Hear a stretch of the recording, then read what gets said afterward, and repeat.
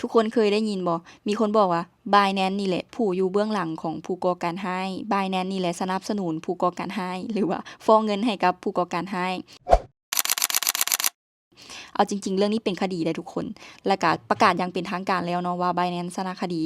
คือเรื่องมันเป็นจั่งใดเฮาสิมาเล่าคลิปวิดีโอนี้เลยให้ทุกคนได้ฟังกันคือเรื่องมันเป็นแนวนี้ทุกคนBinance หั้นน่ะถูกฟ้องภายใต้กฎหมายที่ว่าเป็น Anti-Terrorism Act หรือว่า ATA ที่ว่าเป็นภายใต้กฎหมายที่แบบว่าถูกฟ้องว่า Binance นี่แหละสนับสนุนผู้ก่อการร้าย Binance นี่แหละร่วมวางแผนกับผู้ก่อการร้ายเฮ็ดให้มันเกิดคดีหรือว่าสร้างความเสียหายเกิดเป็นคดีกันมีโจทก์อยู่ทั้งหมดอยู่535คนกล่าวหาไปว่า Binance นั้นช่วยเหลือเหตุการณ์ก่อการร้าย64ครั้งแต่ว่าศาลสหรัฐอเมริกาหลังจากที่พิจารณาทาง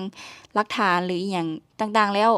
ก็ออกคำพิพากษายาว62หน้าซึ่งเฮาจะบ่อ่านทุกคนเฮาจะสรุปเป็นหน้าข่าวออกมาจากฟีดข่าวให้ทุกคนได้เบิ่งกันเนาะคือสรุปแล้วก็คือศาลสหรัฐอเมริกาได้ยกฟ้องทุกข้อกล่าวหา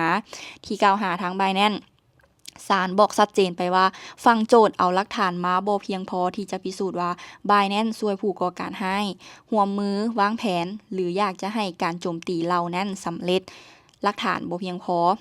เรื่องเล่าหรือว่าเรื่องที่ว่าลือกันว่าทาง Binance นี่แหละสนับสนุนผู้ก่อการร้ายหรือว่าอยู่เบื้องหลังของผู้ก่อการร้ายทั้งหลายเหล่านี้ศาลกลับเบิ่งอย่างชัดเจนว่ามันบ่เมกเซนส์มันบ่ได้อยู่บนพื้นฐานความเป็นจริงมันบ่ได้อยู่บนพื้นฐานข้อเท็จจริง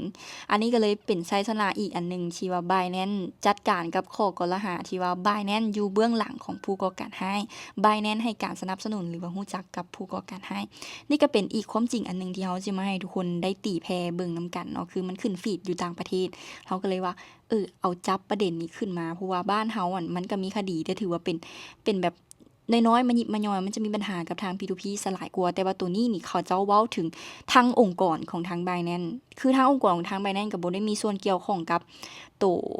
ของผู้ก่อการร้ายคือพิสูจน์โดยผ่านศาลมาแล้วเนาะทุกคนแนวใดก็ตามทุกคนการลงทุนในตลาด Cryptocurrency ยังมีความเสี่ยงสูงตลาดผันผวนสูงท่านอาจจะเสี่ยงติดดอยหรือเสี่ยงหมดโตเลยภายในข้ามคืนไผที่เข้ามาลงทุนในตลาด Cryptocurrency และอยากลองศึกษาก็อยากให้ทุกคนศึกษาให้ดีตลาดนี้มีความเสี่ยงสูง